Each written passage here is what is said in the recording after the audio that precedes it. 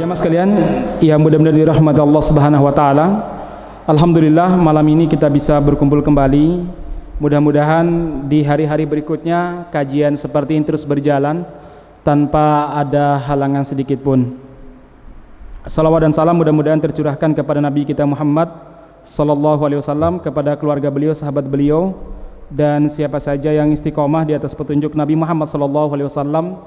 Kita senantiasa berdoa kepada Allah Subhanahu wa taala, mudah-mudahan kita termasuk mereka yang senantiasa diberi kemampuan untuk bisa mengikuti Nabi Muhammad sallallahu alaihi wasallam.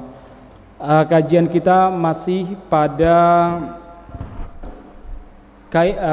Ar-Rasul Al-Muallim, bagaimana Nabi Muhammad sallallahu alaihi wasallam menjadi seorang guru. Kenapa kita mengkaji ini? Karena sebenarnya saya, bapak-bapak, demikian juga ibu-ibu juga, semua kita ini adalah muallim, kita ini seorang guru.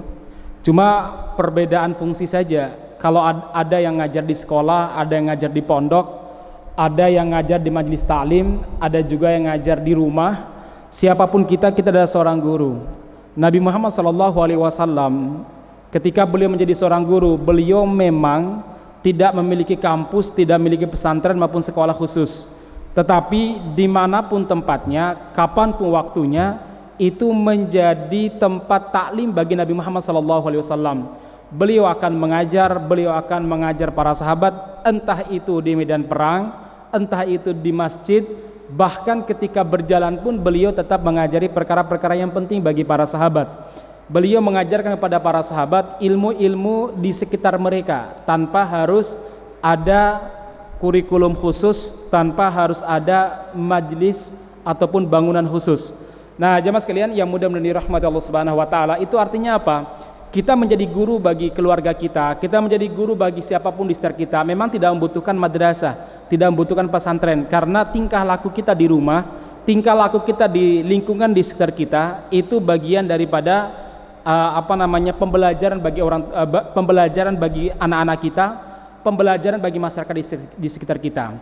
Nah, jemaah sekalian, inilah kenapa kita belajar Ar-Rasul Al-Muallim, Nabi Muhammad sallallahu alaihi wasallam sebagai seorang guru. Nah, jemaah sekalian, sebelumnya kita ingin menyampaikan bahwa ada banyak keistimewaan menjadi umat Nabi Muhammad sallallahu alaihi wasallam yang tidak dimiliki oleh umat-umat sebelum kita. Kita memiliki istimewaan yang luar biasa sebagai umat Nabi Muhammad SAW yang tidak dimiliki oleh umat-umat sebelum kita. Di antara keistimewaan yang luar biasa adalah apa? Allah Subhanahu wa taala menjadikan nabi kita Muhammad SAW sebagai teladan bagi kita dalam setiap sisi kehidupan kita. Ketika kita menjadi seorang guru, mencumbui istri saat haid. Orang-orang zaman dulu nggak boleh. Jadi kalau ada istri lagi haid, mereka taruh di tempat khusus. Ya, tidak diajak bicara, tidak diajak ngomong. Kalau umat Islam boleh, asalkan yang dilarang adalah berhubungan badan. Nah, ini jemaah sekalian di antara kelebihan yang Allah Subhanahu wa taala berikan kepada umat Islam yang berbeda dengan umat-umat sebelum kita. Nah, kemudian jemaah sekalian, di antara kelebihan yang Allah Subhanahu wa taala berikan kepada kita adalah apa? Umat Islam kalau membunuh tidak sengaja, maka tidak ada kisos. Sementara orang-orang zaman dulu mau sengaja atau tidak sengaja, maka pembunuh wajib dikisos. Ya, maka pembunuh wajib dikisos. Kan pembunuhan itu ada tiga jenis kan kata para ulama. Satu, pembunuhan disengaja. Yang kedua, pembunuhan yang menyerupai kesengajaan. Yang berikutnya, pembunuhan karena khotok, salah, memang gak ada niatan untuk membunuh. Nah, dalam syariat Islam, orang kalau tidak ada niatannya membunuh, qatlul khotok itu maksudnya bukan tidak meniat membunuh ya. Orang tersebut terbunuh dengan cara, bukan dengan cara dibunuh gitu ya. Misalkan dorong sedikit aja, orang dorong, ternyata dia jatuh, kepalanya kebentur ke tembok kan nggak sengaja, cuma dorong sedikit saja misalkan, nggak ada niatan untuk membunuh, ya. Dan cara dorongnya itu bukan dorong untuk membunuh, itu namanya qatlul khata, membunuh tapi tidak disengaja, ya. Membunuh tidak disengaja. Dalam syariat Islam ini nggak dikisos, tapi pada agama-agama sebelum kita itu dikisos. Nah, ini kelebihan di antara kelebihan yang Allah Subhanahu wa taala berikan kepada umat Islam. Yang berbeda dengan umat-umat sebelum kita. Umat-umat sebelum kita mau sengaja tidak sengaja, kalau objeknya terbunuh wajib dikisos. Baik, ma'asyiral muslimin, hal lain adalah apa? Kalau kita punya kesalahan, punya dosa, umat Islam cukup bertaubat kepada Allah Subhanahu wa taala. Bertaubat sendiri, di malam dia minta ampun kepada Allah Subhanahu wa taala, di siang hari juga demikian. Kapanpun kalau kita punya kesalahan kita bisa bertaubat. Tapi orang-orang pada zaman dulu ketika mereka punya kesalahan, maka sebagian umat sebelum kita, di antara cara untuk diterima taubat mereka, mereka harus membunuh diri mereka sendiri. Cara untuk bertaubat. Masya Allah, kalau itu terjadi pada kita, udah berapa banyak orang yang membunuh dirinya. Karena dosa kita itu sangat banyak sekali. Dosa-dosa besar yang kita lakukan sangat banyak. Apalagi dosa-dosa kecil. Dosa-dosa besar saja kadang nggak bisa kita hitung, apalagi dosa-dosa kecil. Nah, ma'asyiral muslimin, yang mudah-mudahan dirahmati Allah Subhanahu wa taala, ini di antara kelebihan yang Allah Subhanahu wa taala berikan kepada umat Islam, di mana mereka tidak ada keharusan membunuh diri di saat mereka ini melaksanakan kesalahan. Sebagian umat dulu, sebagian enggak semuanya. Sebagian umat dulu ketika mereka ini melaksanakan perbuatan dosa besar seperti dosa syirik, mereka harus membunuh diri mereka sebagai bentuk pertaubatan mereka. Kalau sekarang mungkin luar biasa ya, dosa besarnya banyak, baik itu rakyat jelata apalagi para pemimpin, para penguasa. Ada yang ngeprank sampai 2 triliun, yang paling parah 11.000 triliun. Itu mengerikan sekali. 11.000 triliun itu penghinaan terhadap bangsa sebenarnya ya. Penghinaan terhadap bangsa itu dosanya mengerikan sekali. Kata teman saya, gara-gara banyak dan sering nonton Doraemon, jadi merasa bahwa kantongnya ajaib ya, bisa mengeluarkan uang 11 triliun. Ternyata kondisi kayak gini ya. Baik ya mas sekalian, itu qatlun nafsi bitaubah. Nah, ma'asyiral muslimin, yang mudah-mudahan dirahmati Allah Subhanahu wa taala, ada lagi. Kalau umat-umat sebelum kita, mereka ini jika ada orang yang berbuat dosa, maka orang yang berbuat dosa tersebut diumumkan di hadapan khalayak. Diumumkan di hadapan khalayak, kemudian diceritakan, diberitahu, ini orang punya masalah, ini orang dosanya begini-begini. Jadi permalukan. Sementara kita, kalau ada orang yang bertaubat dan dia berbuat dosa atau berbuat kesalahan di tengah masyarakat, justru yang disunnahkan adalah menasehatinya diam-diam. Kecuali kalau dia sudah zalim, dinasehati diam-diam malah semakin kurang ajar, maka menceritakan dosanya dan perbuatan dolimnya di hadapan manusia nggak masalah. Ya, jadi teman-teman sekalian, perlu kita bedakan antara ghibah dengan kedoliman. Kadang kalau ada orang, ketika kita menceritakan beberapa penjahat negara yang suka menghancurkan negara ini, disebut apa? Jangan ghibah, ghibah itu bahaya ya. Ini nggak benar ya. Menempatkan posisi orang dolim ketika diceritakan kedolimannya disebut ghibah, tidak. Itu ghibah yang bermanfaat kalau boleh dibilang ghibah. Kenapa? Karena menceritakan kedoliman. Ketika kedoliman sudah merajalela, dan tidak ada cara untuk menghalanginya atau tidak ada cara untuk menjauhkan manusia dari kedoliman tersebut kecuali dengan menceritakan, menyebarkan bahwa memberitahu orang bahwa orang tersebut dolim, maka cara itu adalah cara yang terbaik, bukan termasuk perkara gibah. Karena ada orang hari ini mengatakan jangan gibahin Pak Luhut, bahaya katanya ya, nggak boleh gibah katanya ya, jangan gibahin si fulan ya, Juliri Batubara yang sekarang minta maaf dan ingin dibebaskan dari penjara ya. Setelah sekian triliun dia korupsi dana bansos pengen dibebaskan. Nah, ma'asyiral muslimin yang mudah-mudahan dirahmati Subhanahu wa taala. Jadi sekali lagi kita berbeda dengan umat terdahulu. Kalau ada orang berbuat dosa, apalagi dosanya adalah menimpa banyak masyarakat, itu zaman dulu dipermalukan, kemudian suruh ngaku dosa di hadapan orang banyak. Nah, pada zaman kita itu tidak berlaku. Justru nasihat yang terbaik adalah nasihat diam-diam. Kalau dinasihati diam-diam tidak juga sadar, baru kemudian diumumkan di khalayak ramai. Ya. Nah, jemaah sekalian, Rasulullah Shallallahu Alaihi Wasallam juga melarang kita untuk terang-terangan menyampaikan dosa. Beda pada orang zaman dulu, dia harus ngaku di hadapan umum bahwa dia berbuat dosa. Kalau zaman kita malah kalau mengaku di hadapan masyarakat umum itu nggak baik. Itu termasuk perbuatan mujaharoh, menampakkan perbuatan dosa. Rasulullah Shallallahu Alaihi Wasallam pernah bersabda, kullu ummati mu'afan illal mujahirin.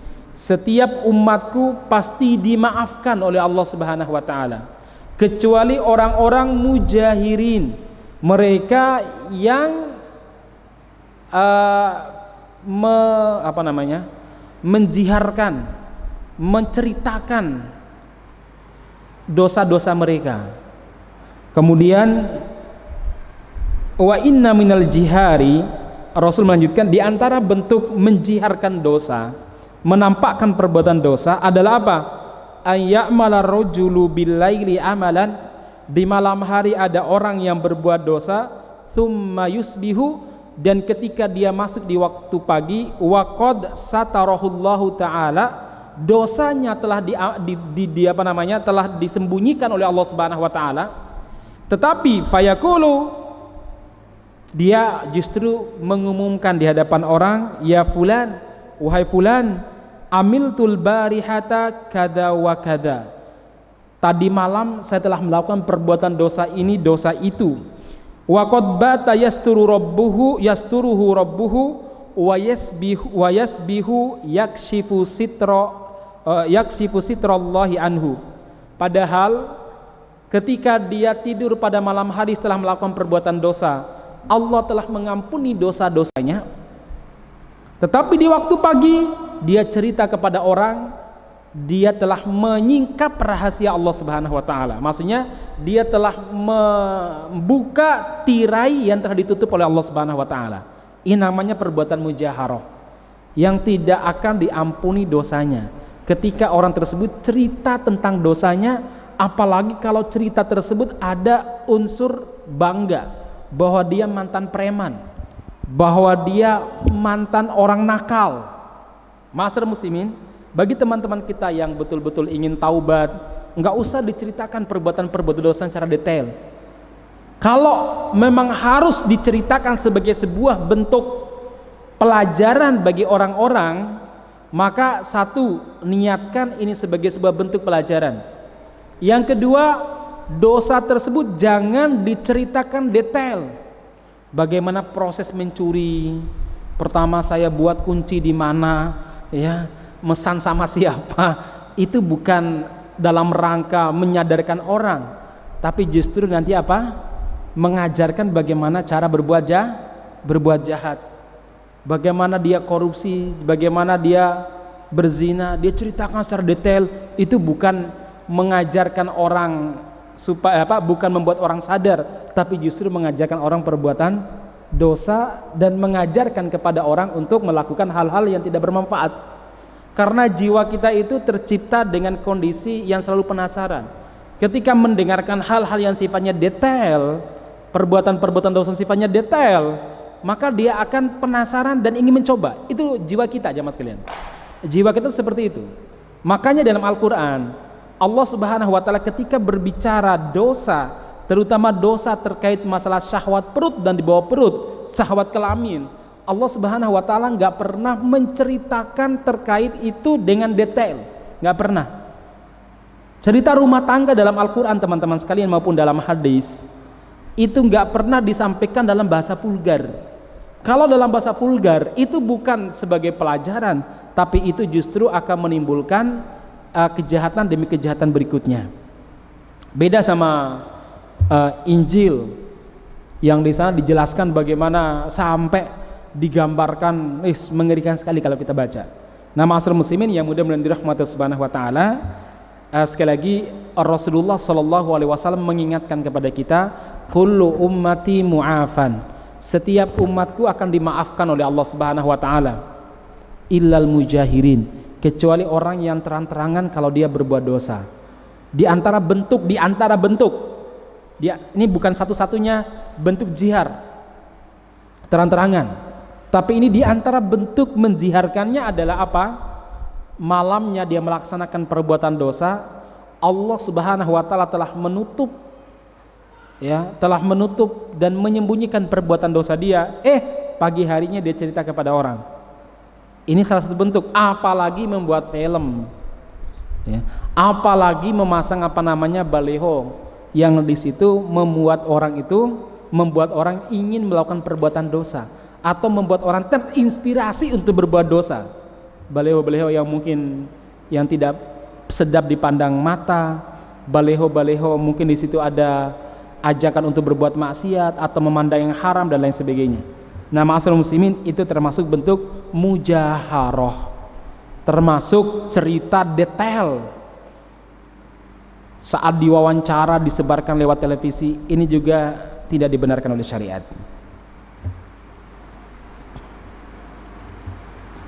Jemaah sekalian, kalau umat-umat yang terdahulu sebelum umat Islam, hadisun nafsi itu semacam pikiran yang terlintas, memikirkan sesuatu yang jahat, yang buruk, itu sudah berdosa. Jadi kalau lintasan pikiran, pingin nyuri, lintasan pikiran pada umat terdahulu itu sudah dicatat sebagai perbuatan dosa, jamaah sekalian. Lintasan pikiran. Bedakan antara lintasan pikiran sama azam. Dalam Islam dibedakan. Kalau azam itu sudah betul-betul sudah niat, dia sudah proses untuk mewujudkan kejahatan, tapi nggak terjadi.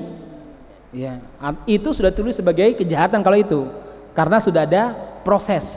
Masih ingat nggak? Dalam surat Al-Qalam ada cerita tentang Ashabul Jannah, yaitu sekelompok anak muda, satu keluarga yang memiliki warisan kebun anggur dan kebun buah-buahan yang sangat banyak.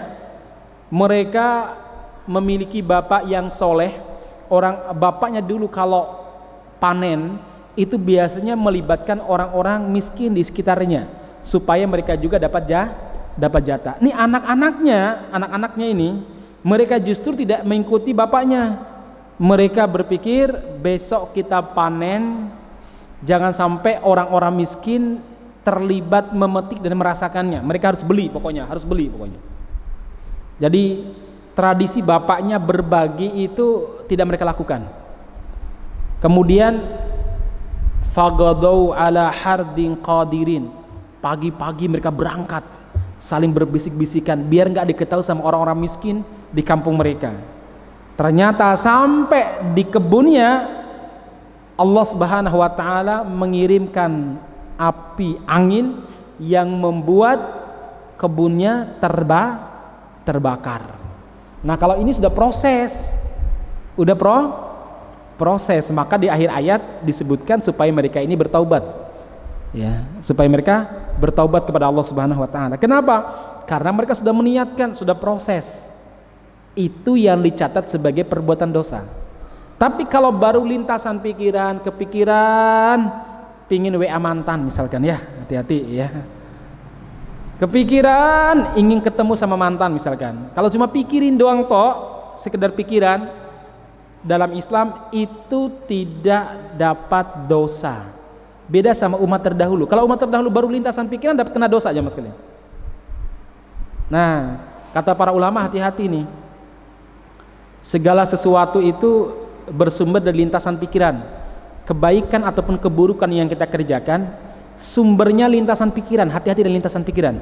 Orang kan maksiat itu nggak tiba-tiba langsung maksiat, enggak. Tapi awalnya lintasan toh, lintasan pengen ketemu sama si fulan atau si fulana, lintasan ingin punya motor yang spesifikasinya begini tapi belum punya duit. Gimana kalau nyuri atau apa? Itu lintasan pikiran aja mas kalian. Nah lintasan pikiran ini berubah menjadi namanya keinginan.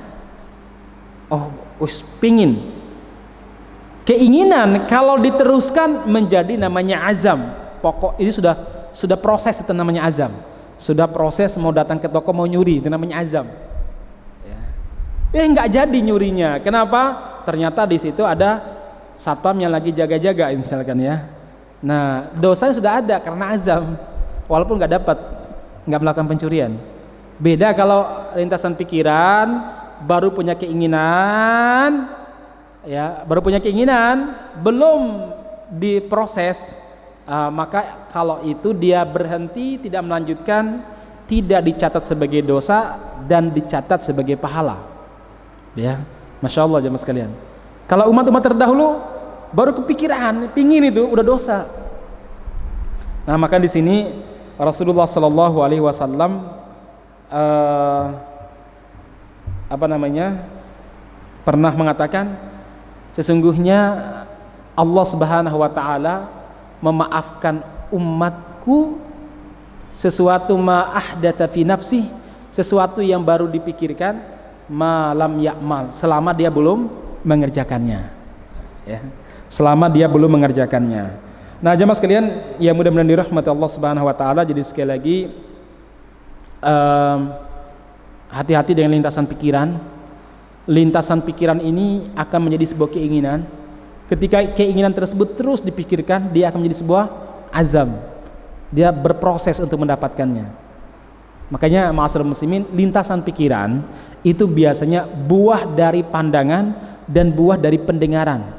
Maka agar lintasan pikiran kita baik, keinginan kita lurus, jaga apa yang kita lihat dan jaga apa yang kita dengar, jaga apa yang kita dengar.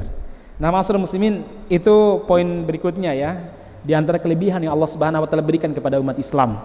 Kemudian kelebihan-kelebihan lainnya adalah kalau umat-umat terdahulu mereka akan dicatat sebagai dosa kalau mereka ini melakukan kesalahan dan melakukan suatu kesalahan karena lupa. Jadi kalau mereka khoto, salah, tetap dicatat sebagai dosa. Kalau mereka lupa, tetap dianggap sebagai sebuah kesalahan. Contoh, mereka puasa siang-siang karena terbiasa makan siang, mereka makan, maka puasanya batal. Itu umat terdahulu sebelum Islam datang. Sementara kita umat Islam, masya Allah, Allah Subhanahu Wa Taala memberi keringanan kepada kita. Kalau kita terpaksa, kalau kita itu lupa, kalau kita ini keliru, maka tidak ada dosa. Kalaupun itu kewajiban itu nggak batal. Jadi kalau kita sebagaimana diberikan contoh, kalau kita makan lupa, kita segera berhenti, tidak akan dicatat sebagai pembatal puasa. Kenapa? Karena nisyan, lupa. Kalau umat terdahulu makan lupa, ya batal. Puasa makan batal ya mas kalian. Kalaupun walaupun mereka lupa. Sementara kita, masya Allah, diberi keutamaan yang luar biasa oleh Allah Subhanahu Wa Taala. Kita keliru berkata-kata, Allah memaafkan. Kita keliru melakukan sesuatu yang tidak dibenarkan oleh syariat, Allah Subhanahu Wa Taala maafkan. Jemaah sekalian, keliru kita pikir itu milik kita, kita ambil, kita makan, ternyata milik orang misalkan ya. Keliru.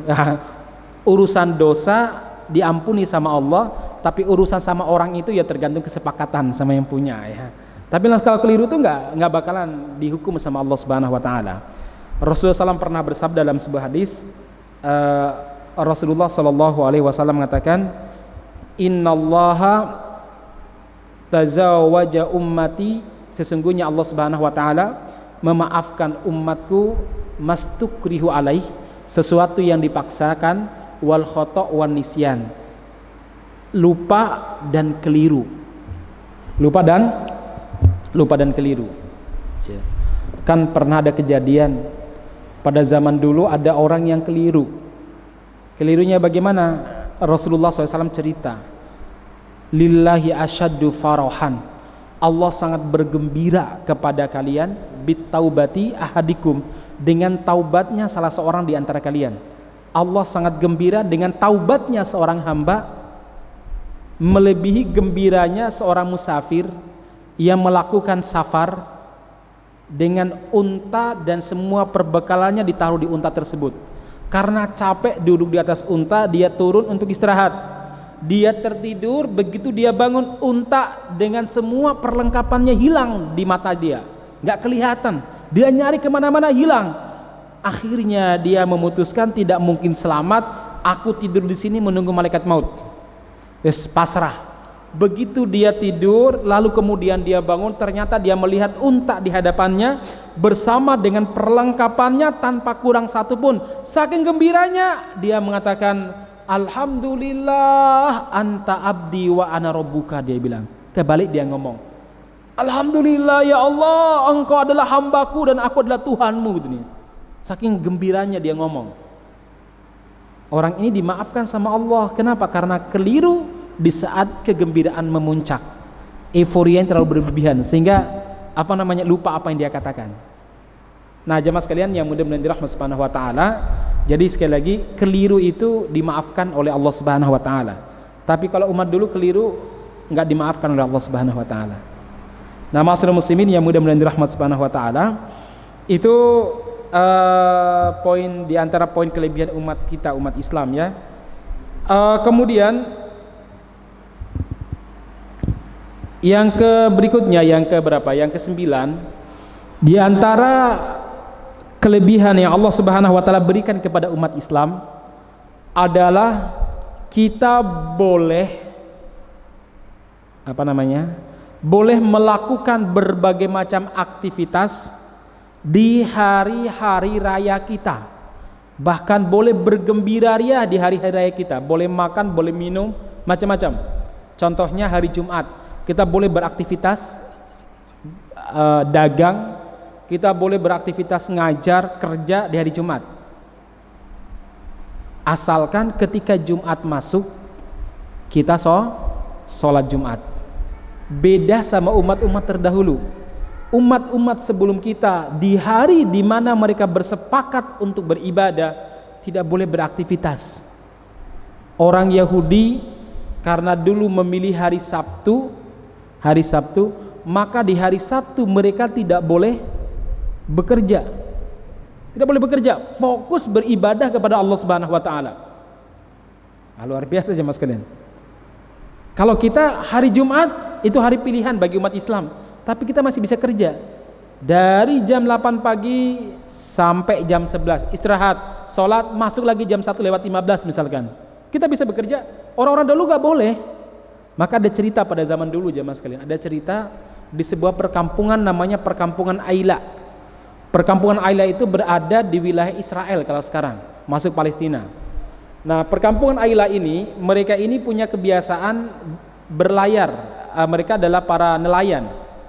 Mereka mencari ikan di laut karena wilayahnya dekat laut. Nah, di hari Sabtu mereka sudah berjanji dengan Allah untuk beribadah. Ini adalah hari yang Allah Subhanahu wa taala pilihkan kepada mereka lewat nabi mereka. Di hari Sabtu mereka nggak boleh yang namanya bekerja, mencari maisha, fokus beribadah. Jadi semenjak terbenamnya matahari di hari Jumat sore sampai terbenamnya matahari pada hari Sabtu sore mereka fokus beribadah. Nah, awalnya mereka nurut sampai mereka ini mengalami kebingungan. Apa itu? Ikan yang mereka cari ternyata memiliki semacam insting. Kalau hari Sabtu mereka itu bebas, tidak ada yang menangkap kalau mereka berenang di pinggir pantai. Tapi kalau hari-hari lain itu mereka ditangkap. Makanya ikan-ikan ya, ikan-ikan di laut Aila ini, kalau hari-hari lain mulai dari hari Ahad sampai hari Jumat, itu kalau mencari makan dan berenangnya di lautan dalam. Sementara kalau hari Sabtu mereka bisa jemuran di pantai kalau sekarang ya, renang di dekat-dekat pinggir pantai. Sementara para nelayan ini bingung, kalau hari Sabtu saat mereka tidak boleh untuk mencari maisha, nggak boleh bekerja, mereka melihat ikan-ikan besar itu, tapi mereka nggak berani nangkap karena hari Sabtu. Tapi kalau hari-hari lain mereka harus mencari ikan sampai dalam. Nah, akhirnya ada yang nakal. Apa itu? Hari Sabtu mereka gunakan untuk mencari ikan juga. Diingatkan, berhenti. Tapi masih nakal juga. Caranya apa? Cara nangkapnya dengan cara ini namanya hilah. Hilah itu mensiasati syariat. Namanya hilah itu nih ya. Namanya mensiasati syariat. Kayak kita lah. Ada orang suami istri pengantin baru. Siang hari ingin berhubungan suami istri. Karena di rumah maka mereka safar, kan musafir kan ya. Nah, itu namanya hilah jamaah sekalian. Nah nanti para ulama mengkaji boleh nggak mensiasati syariat itu, boleh apa tidak itu ya. Misalkan ada orang yang seharusnya dia zakat, karena bulan depan haul sempurna hitungan tahunnya, hari ini dia habiskan dulu uangnya misalkan ya, biar nggak kena zakat. Itu namanya hilah ya, mensiasati syariat. Nah jamaah sekalian, orang-orang pada zaman dulu mensiasati syariat. Caranya apa? Di hari Jumat sore mereka memasang jebakan ikan. Kalau jebakan zaman dulu kan sederhana ya. Mereka gali mereka menggali pasir sekitarnya, lalu nanti memasang kayu dengan model-model tertentu, sehingga kalau ikan itu datang terbawa ombak, dia akan jatuh di lubang tersebut tapi nggak bisa keluar. Besok tinggal dicari pasirnya, diambil ikannya. Zaman saya kecil bisa seperti saya pernah gitu nih ya. Itu karena saya anak pantai gitu nih ya. Itu biasanya, tapi kalau kita pakai jaring biasanya. Jadi kita gali, kemudian yang agak dalam ya, kita tutup, bukan tutup deh, kita pakai batu gitu nih ya. Nanti kalau ikan datang itu di bawah ombak itu kan masuk ya. Dia tidak bisa keluar. Kalaupun tertutup pasir, besok kita gali itu masih ada ikannya. Ikannya masih seger, bahkan dia masih hidup. Nah, jemaah sekalian, orang zaman dulu begitu juga. Jadi mereka gali pantai itu, terus mereka pasang jebakan ikan. Nanti ngambilnya hari Ahad pagi. Ya, jadi pasangnya Jumat, ngambilnya Ahad pagi. Nah, ma'asyiral muslimin, diingatkan oleh orang-orang yang baik, orang-orang yang soleh. Tetap saja mereka ini melakukan pelanggaran, diingatkan terus sampai akhirnya mereka mengatakan demikian. Kami resah kau diingatkan terus. Terus begini sajalah, kalau kalian takut diazab sama Allah Subhanahu wa taala gara-gara pelanggaran kami, bagaimana kalau kampung ini kita bagi dua? Kampung A yang tidak akan mencari ikan di hari Sabtu, baik dengan cara memasang jebakan ataupun masuk dengan kapal ataupun dengan sampan. Kampung B yang masih pakai trik kayak tadi, dibuatlah jemaah sekalian. Dipisahlah dua kampung. Jadi satu kampung dibuat tembok. Ini orang-orang Yahudi Bani Israil zaman biyen, Pak. Dibuat tembok. Kemudian yang kampung sebelah, mereka yang tiap hari mencari ikan, memasang jebakan di hari Jumat, mengambilnya di hari Sabtu. Di kampung sebelah mereka tidak akan melakukan itu, mereka tetap mentaati pokoknya hari Sabtu, baik itu dari Jumat sore sampai sampai Sabtu sore, mereka tidak akan mencari makanan sama sekali, tidak akan mencari maisha, fokus beribadah kepada Allah Subhanahu wa taala. Cuma saja yang kelompok ini masih sering memperingati saudaranya, diteriakin dari belakang tembok, wahai saudaraku, berhentilah dari mensiasati syariat, jangan mensiasati syariat. Kemudian ada di antara orang yang mengatakan, ya Syekh, ngapain memperingatkan mereka? Kan mereka itu akan diadab sama Allah Subhanahu wa taala. Apa jawaban orang-orang yang beri peringatan, yang nahi mungkar? Ma'dziratan ila rabbikum. Boleh jadi mereka ini enggak dapat hidayah, tapi ini adalah kewajiban saya supaya kewajiban saya gugur di hadapan Allah Subhanahu wa taala. Jadi memberi peringatan itu bukan sekedar orang taubat. Boleh jadi mereka enggak taubat, tapi kewajiban kita telah gugur. Boleh jadi orang marah sama kita, enggak masalah dia marah, enggak masalah dia enggak selesai, tapi kewajiban kita gugur. Satu. Yang kedua, wala'allahum yattaqun. Mudah-mudahan mereka ini bertakwa. Mudah-mudahan mereka ini apa? Taubat. Jadi masih ada harapan. Nah, ini seharusnya prinsip yang dimiliki oleh seorang dai. Terutama kalau kita terlibat dalam amar ma'ruf nahi mungkar. Itu apa? Ketika kita nahi mungkar atau amar ma'ruf, pikiran kita satu, orang tersebut, satu kewajiban kita sebagai seorang dai, sebagai orang yang tahu gugur. Yang kedua, orang tersebut dapat hidayah. Jangan pernah memvonis seseorang karena dosa yang terus dia lakukan bahwa dia tidak akan bertobat, bahwa dia tidak akan diampuni sama Allah Subhanahu wa taala. Enggak boleh jemaah sekalian. Itu mendahului takdir. Kita sebagai seorang dai, kita sebagai seorang aktivis tetap punya harapan dan optimisme kepada Allah bahwa mereka akan diampuni sama Allah Subhanahu wa taala. Ternyata peringatan mereka enggak digubris. Hingga suatu pagi, biasanya mereka hari Ahad lagi siap-siap untuk mengambil jebakan mereka itu, ikan yang mereka jebak itu, oleh tetangga sebelah kok nggak kedengaran suara kampung ayam. Biasanya kalau pagi-pagi Ahad itu sudah siap-siap ngambil ikan tersebut, nggak kedengaran. Akhirnya mereka teriakin, nggak dijawab. Lalu mereka mendengar suara babi dan monyet. Duh, kok babi sama monyet? Akhirnya oleh mereka dipanjatlah tembok tadi, lihat ke dalam, ternyata saudara-saudara mereka telah diubah oleh Allah Subhanahu wa taala sebagai babi dan monyet. Makanya kalau ada orang Yahudi disebut keturunan monyet sama babi, ya memang gitu jamaah sekalian. Dan mereka akui itu. Dalam sejarah mereka ada babi sama monyet.